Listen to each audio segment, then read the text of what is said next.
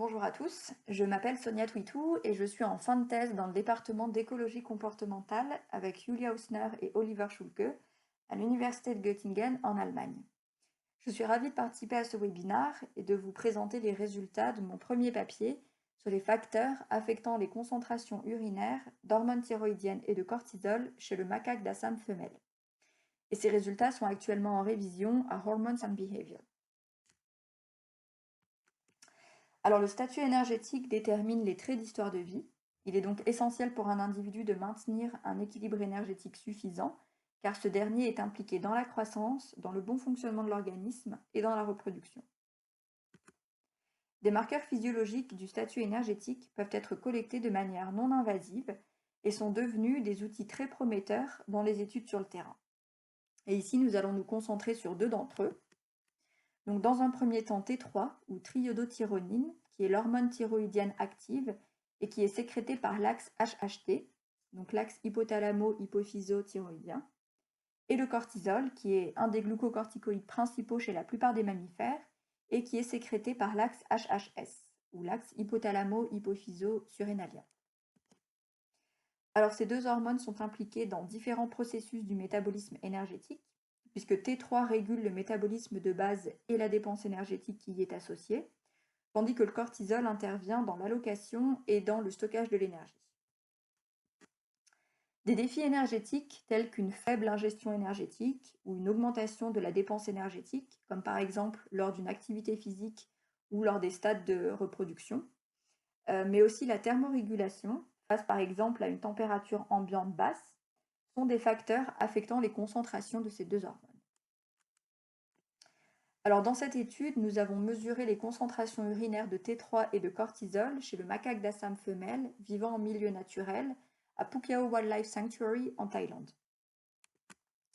Alors leur habitat est caractérisé par une très forte saisonnalité concernant la température ambiante, la pluie et par conséquent la disponibilité en fruits, ce qui a un impact sur la reproduction. Et notre objectif ici est d'étudier et de comparer les concentrations urinaires de T3 et de cortisol en réponse à divers défis énergétiques. Dans un premier temps, je vais vous présenter les résultats concernant l'ingestion énergétique qui a été estimée en combinant deux types de données, les données nutritionnelles de plantes et aussi les données d'ingestion, c'est-à-dire le temps passé à manger et la vitesse avec laquelle la plante a été consommée. Et comme prédit, nous avons mis en évidence que l'ingestion énergétique avait un effet opposé sur nos deux marqueurs. Donc on trouve une corrélation négative avec le cortisol et une très forte tendance vers une corrélation positive avec T3. Notez que ce qui est présenté ici sur ces figures, ce sont les données brutes transformées sans contrôler pour les autres facteurs qui sont inclus dans le modèle. Et la ligne de régression représente l'effet du modèle. Donc ces deux résultats indiquent que les concentrations urinaires de cortisol et de T3 sont des marqueurs efficaces d'ingestion énergétique chez le macaque d'Assam. Et nous voyons ici que lorsqu'une femelle fait face à un déficit énergétique, deux processus physiologiques sont impliqués et entraînent d'une part une augmentation du niveau de cortisol pour attribuer de l'énergie aux besoins immédiats de l'organisme, et de l'autre une diminution du niveau de T3 pour ralentir le métabolisme, ce qui indique une stratégie pour épargner de l'énergie. Alors concernant l'effet d'une activité physique, nous l'avons estimé via la distance journalière parcourue et en utilisant des données GPS, et nous n'avons trouvé aucun effet ni sur le cortisol ni sur T3. Si on s'intéresse à l'effet de la reproduction, les résultats montrent que le niveau de cortisol diffère entre les statuts reproductifs, avec une concentration plus élevée en fin de gestation comparée à tous les autres stades. Et ce résultat confirme l'activation de l'axe HHS par le fœtus. Cette augmentation prévisible du cortisol en fin de gestation peut aussi être en partie expliquée par une augmentation de la dépense énergétique chez la mère. En effet, nos résultats montrent également que le niveau de T3 diffère entre les statuts reproductifs, avec à nouveau une concentration plus élevée en fin de gestation comparée au début. Donc nos résultats montrent que la gestation entraîne à la fois une augmentation dans l'allocation d'énergie et dans la dépense énergétique, ce qui reflète les besoins énergétiques élevés dans les derniers stades de gestation.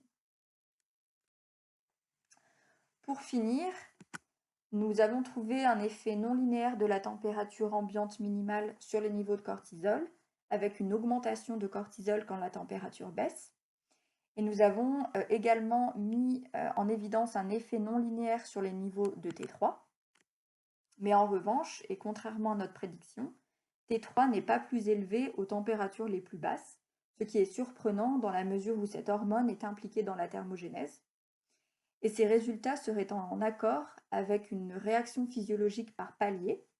Il est possible que le froid entraîne une augmentation de cortisol et que si cette exposition au froid devient plus longue et ou plus intense, alors l'axe thyroïdien est impliqué pour activer le processus de la thermogénèse. Et dans la mesure où les macaques d'Assam font face à un froid de courte durée, durant seulement quelques heures, il est possible que le froid ambiant ne soit pas assez fort ou assez long pour provoquer cette seconde étape de la thermogénèse. Alors, pour conclure, grâce à l'évaluation des concentrations urinaires de T3 et du cortisol, on a pu examiner les stratégies physiologiques en réaction à divers challenges énergétiques chez le macaque femelle. Et on a pu mettre en évidence 3 différents patterns concernant la régulation du taux métabolique et de l'allocation d'énergie. Donc, dans un premier temps, on a pu mettre en évidence des réactions opposées. Donc, c'était le cas par exemple lors d'une faible ingestion énergétique. On a vu aussi qu'il y avait des réponses qui pouvaient être parallèles. Donc, c'était le cas lors de la reproduction, notamment au moment de la fin de gestation. Et on a aussi vu des réactions différentielles, donc ce qu'on suggère par palier, au moment de l'exposition à une température ambiante basse. Et avec ça, je vous remercie pour votre attention et je reste disponible pour vos questions. Merci.